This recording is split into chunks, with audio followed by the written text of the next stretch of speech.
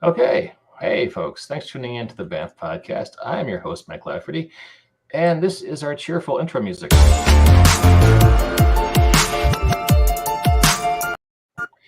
And that assures you, gentle listener, that you are now taking in a high quality, high production value podcast.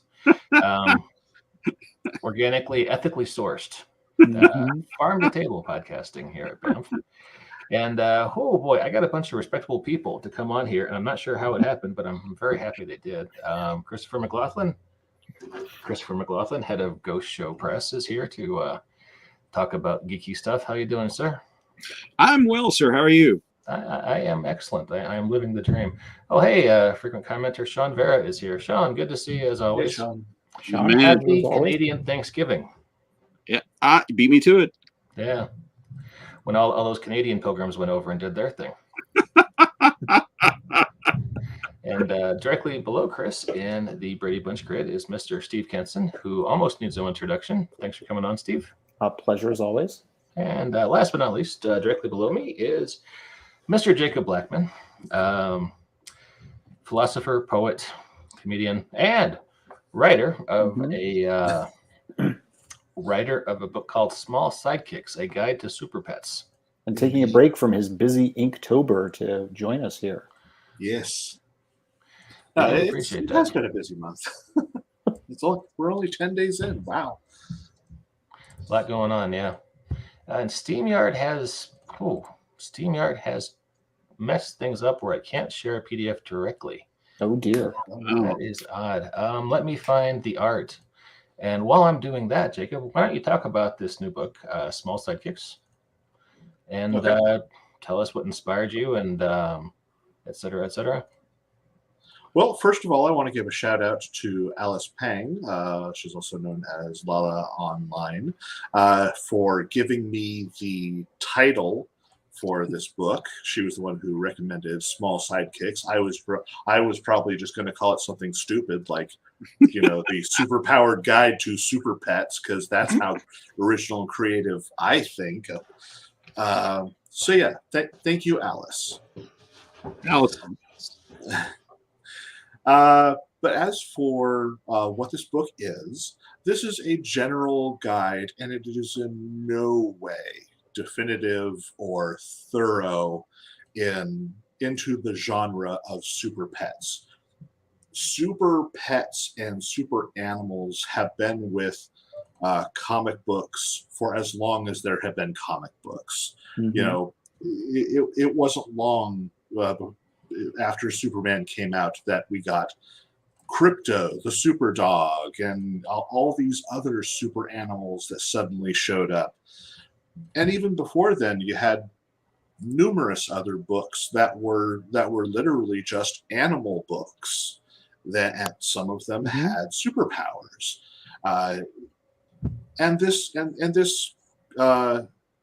Thank you.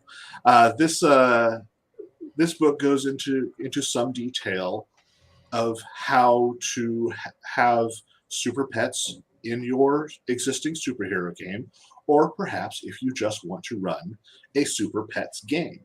And so we offer a wide variety of ways that you can handle your super pets, because they exist in a number of different ways. You could have your animals who are just animals and have superpowers. And this is representative for characters a lot like you see in DC, who are, like I mentioned, Crypto the Super Dog, or Ace the Bat Hound. Then you could go into other characters who are animals, but they have human intelligence and as well as superpowers. And there are plenty of characters like that. You're talking like Lockjaw of the Inhumans. Let's see. There's Comet, who is the horse of Supergirl. He's technically a horse, but he's actually a centaur. If you want a complicated background, look up Comet someday. And then there is the third tier for super pet, which is effectively the anthropomorphized animal. Mhm. Then you're talking things like Mighty Mouse or Underdog, where Mhm. they are an animal that is more like they have more human attributes as well as human intelligence and superpowers. Mhm.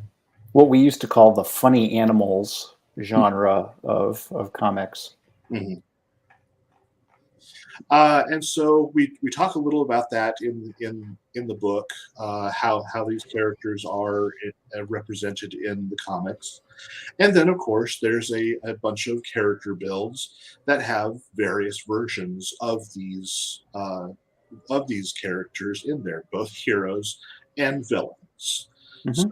we get a lot of fun variation that is scattered throughout the book for how to introduce these things into your superhero game and have fun with them. Because This the is one of my thing is favorites right here. This fun. is Battle Turtle from Yeah. art by J.E. Mhm. Shields. Well, they realized that turtles live a really, really long time.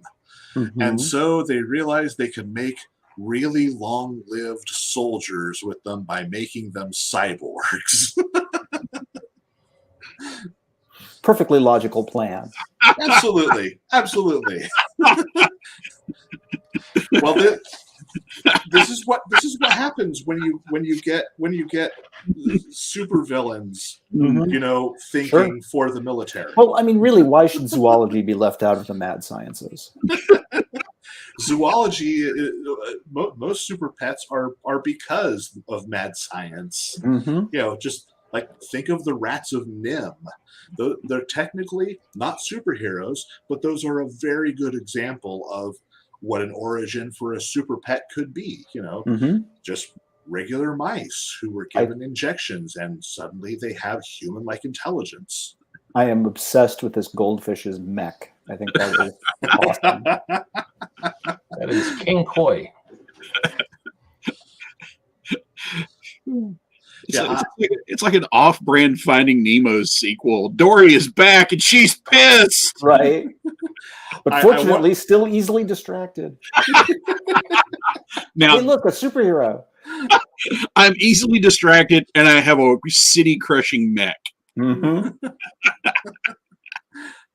I want to preface, I did not draw any of the art in this book. All of the art in this book was drawn by other people, found by Mike, and I made character builds based on the art. Oh, nice. Yeah, that's my job as a publisher, is to make Jacob write things and stretch his creative muscles. Because Jacob's a great artist, but he's also a great writer. And yeah, most of the art, the cover was by David Bednarski, who is does a lot of covers for me. Does great work, and we took all the characters off the cover and made them into the heroes for the book. And Cool. I like the time honored pulp science fiction tradition of I have this picture. Who would like to write a character or story about it? that is how We have roll commissioned here. the cover for the next issue. What will it be about? And all the evil animals were art from J.E. Shields, like our friendly cyborg Koi up there, and this evil psychic time traveling cat. Oh, well, It was sure. kind of a nice variation on Kang the Conqueror, I gotta say. Thank you. I was very proud of Mihos. You want to give us the elevator pitch on Mihos?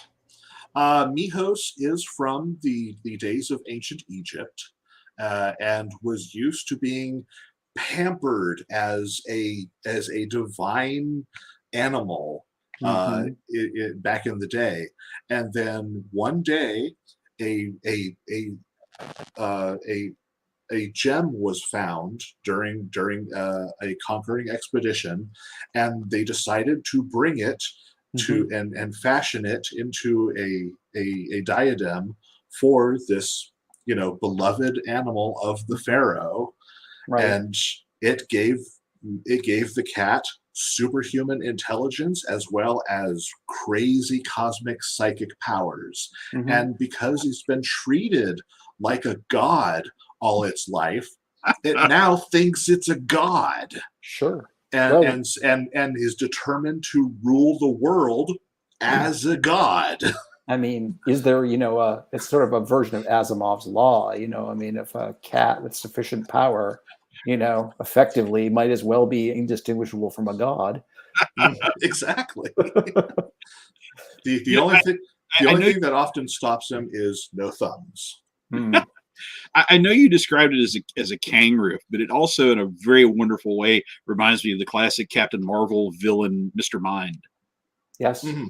Yes. So there you go. You're crossing Mr. Mind and Kang. You have a rich vein, my friend. As well as the classic Nova villain, the Sphinx. Yes. Yeah. There's a lot of good characters. What if the ancient Egyptians found an infinity gem and gave it to a cat? Yeah. I don't know if you read the Pet Avengers, Lockjaw and the Pet Avengers a few years back, but that's actually how they solved the communication problem. How all the animal Avengers talk to each other. Someone had the mind gem. Yep. And then they had to go visit the White House to get the power gem, which somehow belonged to Obama's dog. To let you know how long ago it was. Well, that's a convention of the genre too. Is that super animals can all talk to one another, even if humans can't understand them. All the animals can understand each other. Mm-hmm.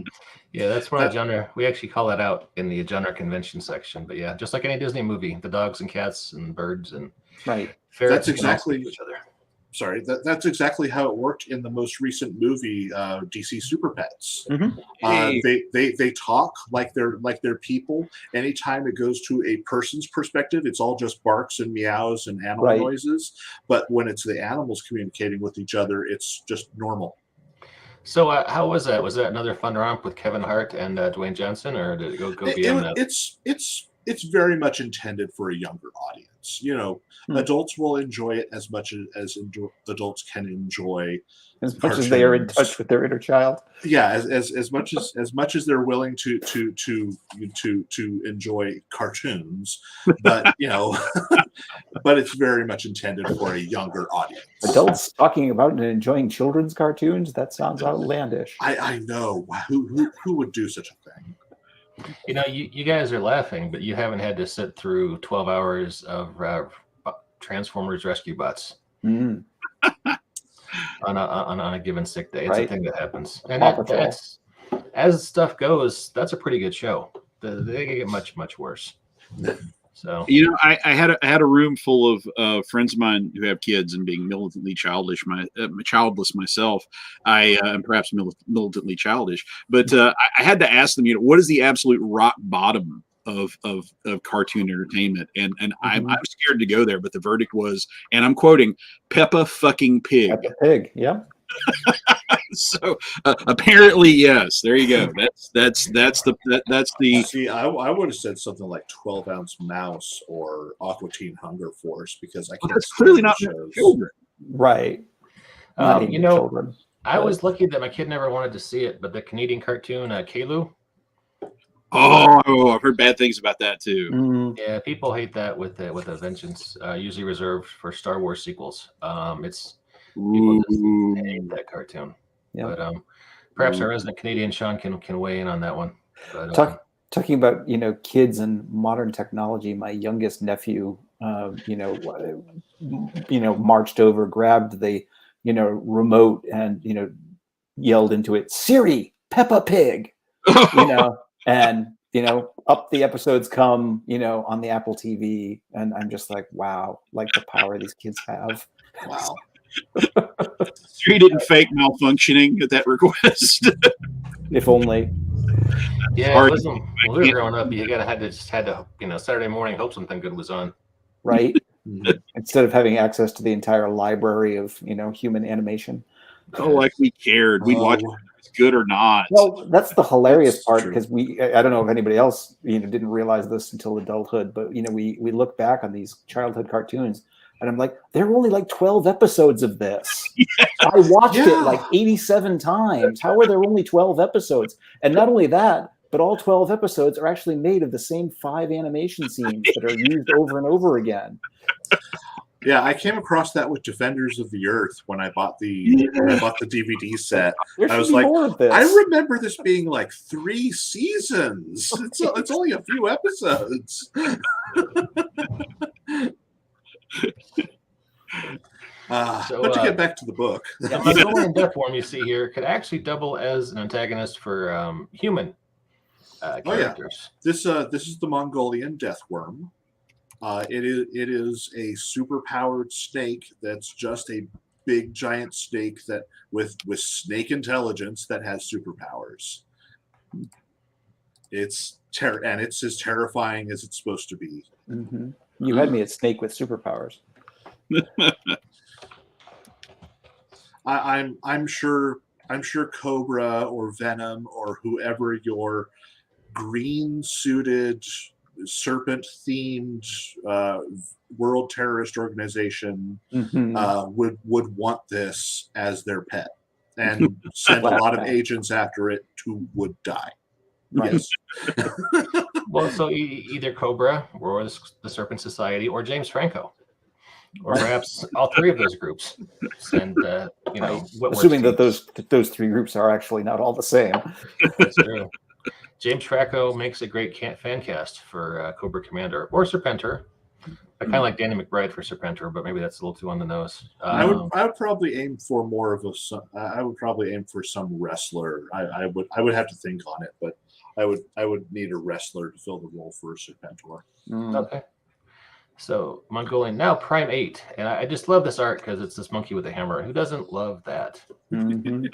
Bolsheviks, that's who. Yeah. But that's Prime 8 is a normal monkey who was trained in a circus, and it was to go through crowds and pickpocket.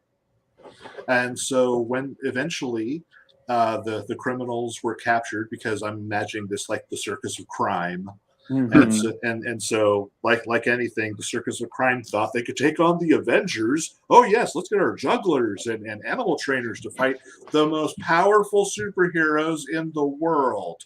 Yeah, that's going to go well. So the monkey got away, of course, and was hiding out in a laboratory where cosmic rays hit it, and now it can make 8 of itself. So it's the Prime 8. Mm-hmm. I gotta tell you, I figured cosmic rays were gonna be a much bigger problem in my life than they've turned out to be. Well, it's like quicksand. Yeah. Cosmic rays are the danger and threat of superhero world. It's radiation, cosmic rays, strange genetic engineering done by bad scientists. It definitely led me to think radiation was going to be a much bigger concern in my daily life than it turned out to be. Yeah.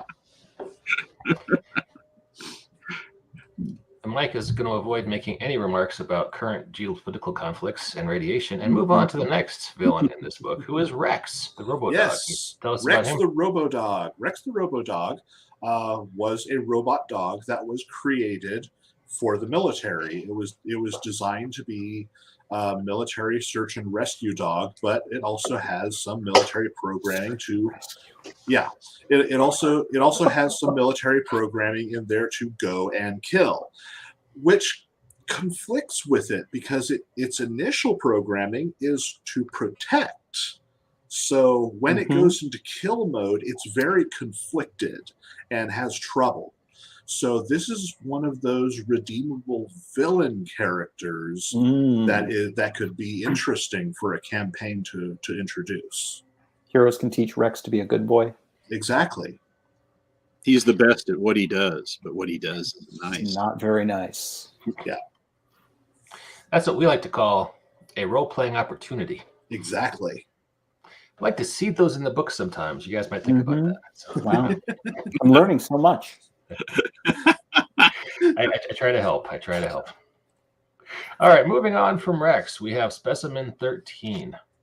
Yeah, Specimen 13 is your rat of Nim. Sorry, one quick note. This art was by David Bednarski. I told him we needed a Lex Luthor type, but make it a lab rat. Making him a rat. Yeah. Yes, Specimen 13 was very much inspired by the rats of Nim. He was a normal rat. injected with a serum. It gave him superhuman intelligence. And now, having seen what humans do to his animal brethren, he's going to make humanity pay. So he's using his superhuman intelligence to create evil science to destroy humanity and replace the world with rats. Mm-hmm. And that is the book. We've got a whole bunch of. And that doesn't even count the heroes. Oh, we can go back through them. Hang on. Nah, it's fine. It's fine. The villains are the best part of any book anyway. Yeah, here is the map for a little adventure hook we have in the back, and suggested fiction. Mm. I don't know how Clifford the Big Red Dog got on there. I put that on there. Yeah. On there? But Clifford the Big Red Dog is a freaking superhero. He's a definite super pet. He's a giant dog. What more do you need for a super pet? He's an American kaiju. Mm-hmm. Exactly. Indeed. And by the way, American Kaiju is a great name for a super pet character. Thank you. That would be good. Maybe a band name too, I think. Right? Yeah. So, all right. Yeah, actually, I edited this book. My memory is terrible because I don't remember that or Bunnicula. Action Comic Legions of Super Pets. That makes Devil Dinosaur is a fun book. Lockjaw and the Pet Adventures. I read that. Sure. The Cat from Outer Space, 1978. All right, Chris has got to know about this, right? That's a Disney film. Yeah, it's a classic. Yeah, God, this. Okay, here you go. Signs I wasted my life. I actually spent part of the weekend having a conversation with the Cat from Outer Space because I do a bi-monthly film fest where I show weird films to my friends, and somebody suggested that we do a night of regrettable films made by people that were on the TV show MASH. No. Wayne Stevenson is in Cat from Outer Space that got nominated to run alongside the slasher film that Gary Radar Berghoff made. So that's what we've got for that bill of fare. So, I was going to say, I love that's a definable category. I was surprised too till my friend showed me the list. So now I have to go hunt up a copy of Cat from Outer Space. It's available on Disney Plus. All right, yeah, there you go. You saved me months of trying to find copies of actual vintage Disney stuff. Thank you. When I first subscribed to Disney Plus, there were several movies I hunted down to make sure it was in the library, and that was one of them. I showed it to my friend Mark, who had never seen it, and he was like, "Wow, this is oddly delightful." Yeah, one thing with Disney Plus is if you go for some of the deep hits, you get all those Disney movies from the 60s and 70s with Don Knotts and God, who played James Rockford? James Garner. Yeah, James Garner. Yeah. There was one I tried to get my kid to watch where James Garner was a sailor who got shanghaied from Portland and taken to Hawaii, where he jumped ship and became a cowboy. Taking care of this herd of cows somewhere in Hawaii, and it was it sounds like I'm making this up, but it's an actual thing you can watch. I see you have Scoob, which is that's because that's got Marky Mark as Blue Falcon, and you have Scooby Doo doing superhero type things. Yeah. So yeah. I liked how they had Marky Mark as Blue Falcon's son. Yes. So my much more competent father is retired now, and I'm taking over the family business. Yeah. Sometimes. Yeah. So cool. Well, we can slide back up and look at the heroes just real fast. They're on the cover, so might as well.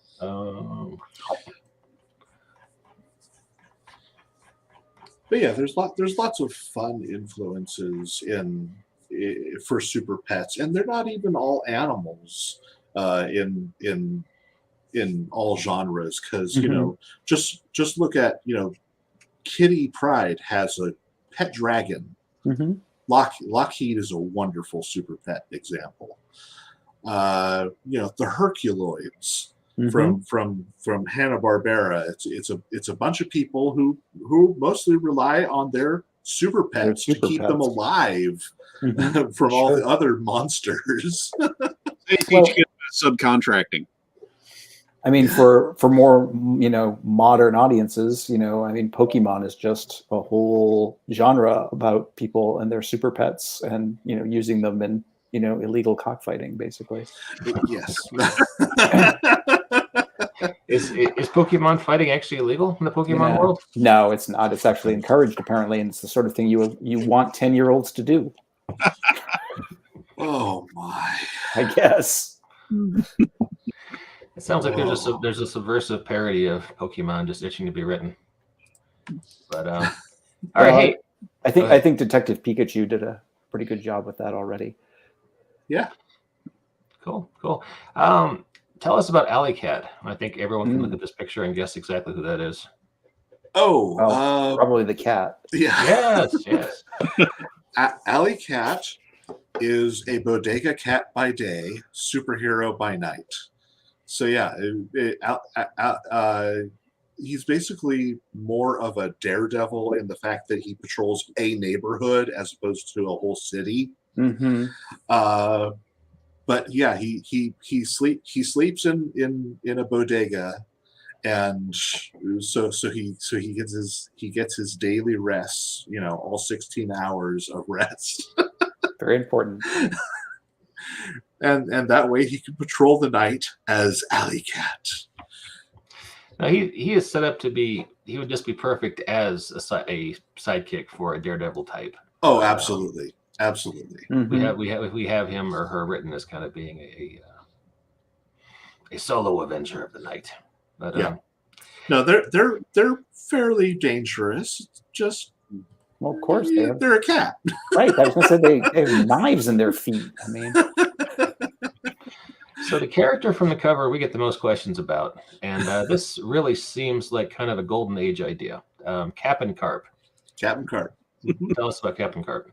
I couldn't begin to tell you. I wrote this so long ago. I've forgotten what I did with Captain Carp.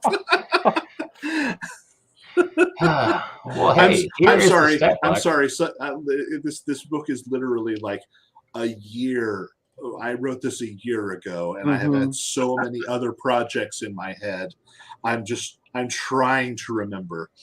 Okay. With all the garbage and chemicals poured in the ocean by disrespectful humanity, it was only a matter of time before mutations began to appear among aquatic life. Is that refreshing your memory? Yeah. It's helping now. So yeah, Captain Carp is a mutant fish who was created because of improper waste disposal in the ocean, and so he's kind of a twofer though. He has mutant powers, and Poseidon gave him a magical hook with an unbreakable rope. So. Yes. He started just because with his enhanced mutant intelligence, started leading other fish to help in ocean conservation. And Poseidon, the god, took notice and said, "Hey, this will help you out," and so gave him an artifact. The characters evolve and become fluid over time. So really, if you ever do a PDF update, you got to put in a line that like when you do him in your game, you have to make him sound like Robert Shaw from Jaws. Mm-hmm. Oh God, yes, that's kind of cool. Oh yes. Well, I think we have to do an update because as I'm going through the book, I just found a typo and it's killing me. But yeah, there you go. Use that for free. Enjoy it. Thank you, sir. So game industry. There you go. Last thing. Dove was the pet was the pet of a stage magician. Please, who was co-star. Yes. Dove was part of the act of a stage magician who was actually in secret a magical superhero.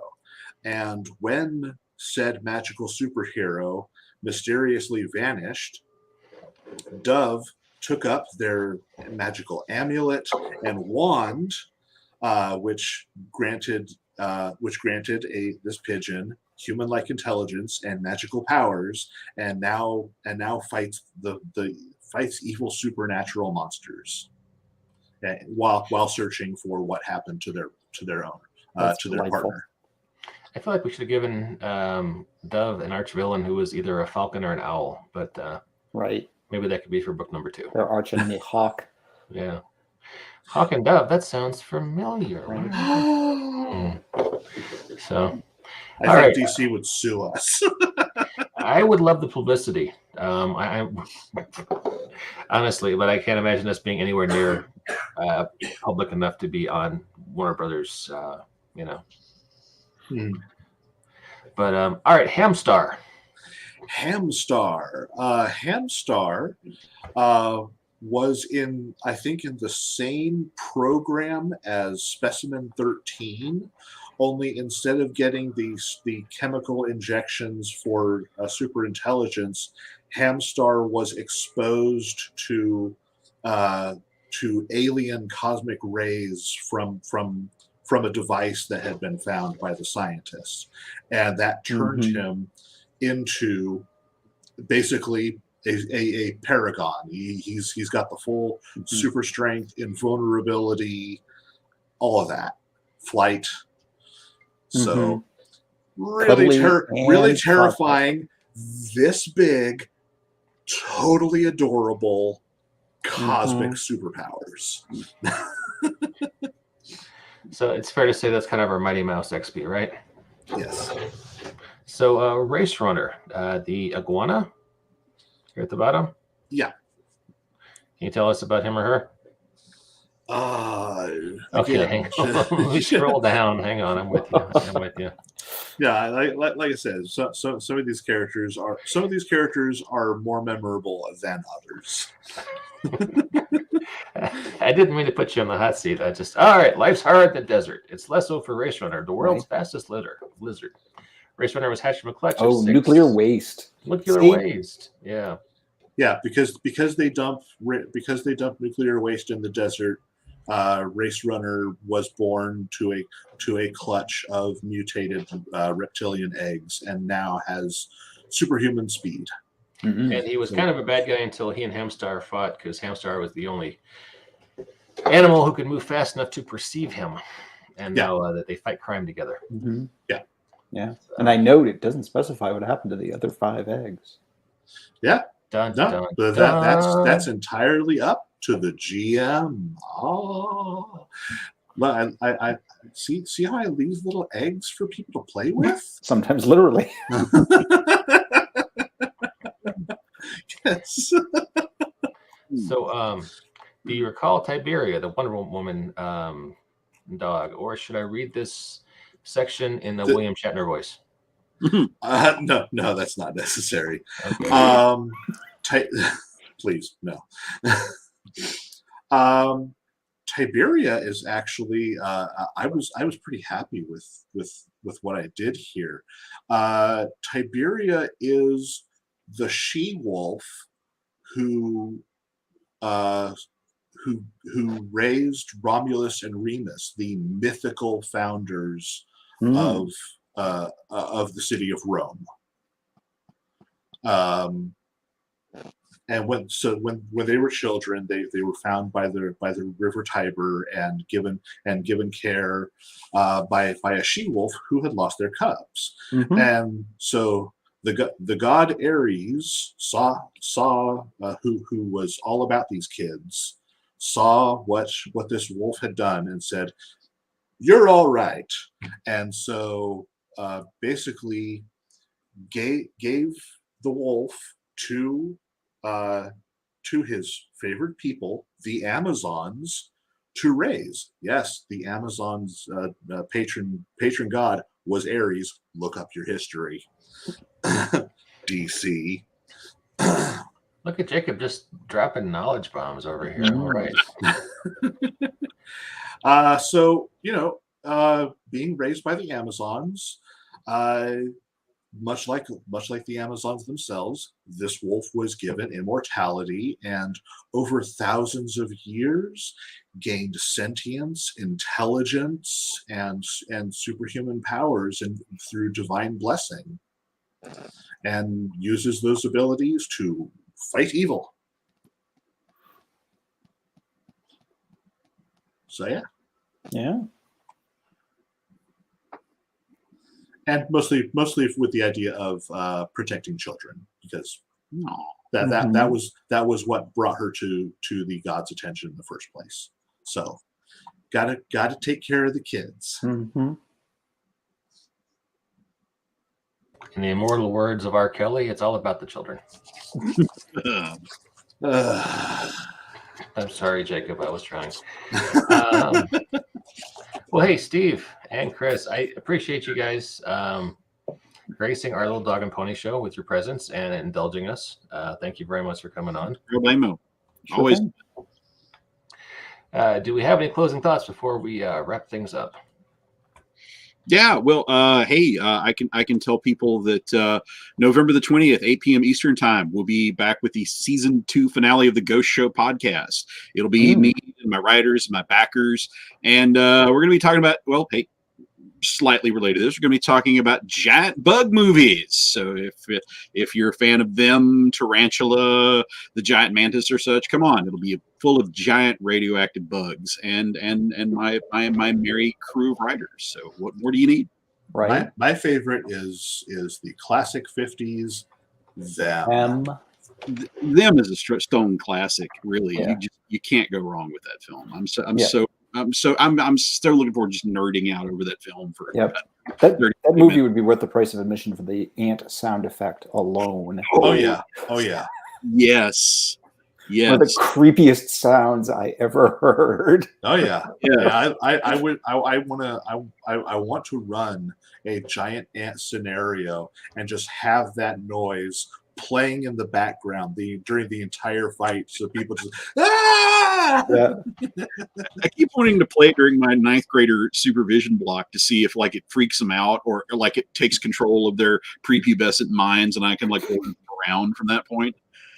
I figure I win either way. So Sure, right? It's worth a shot. And Jacob, we're getting you started on the sequel, Giant Ants. There you go for volume 2. Fair enough. Okay.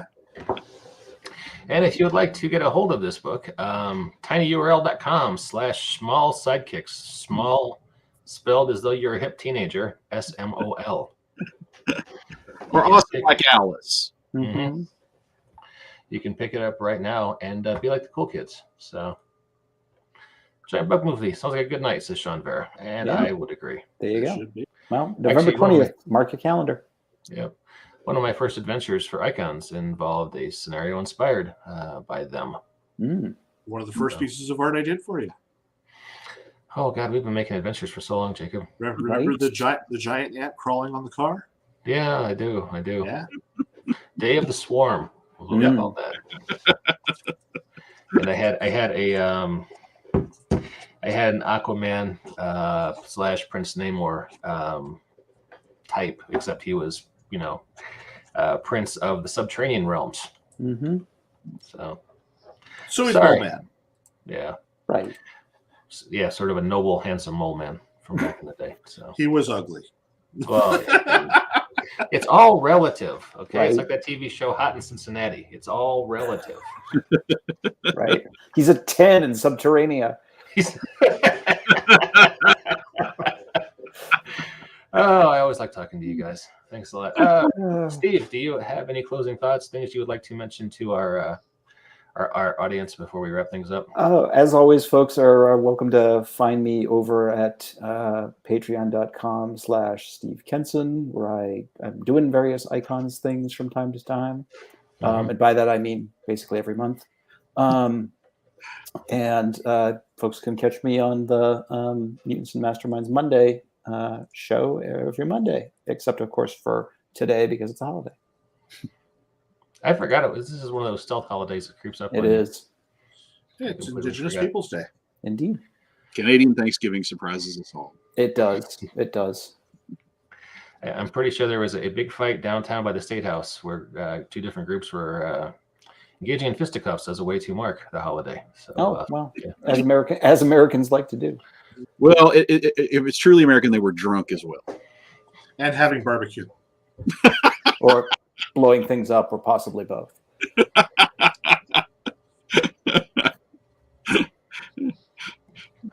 All right, guys, I can't top that. appreciate everybody coming out. Sean, good to see you in the comments again, sir. Oh, hey, he's giving us a recommendation. There you Appreciate go. that. Thank you, Sean. Hey, Strong seal of approval.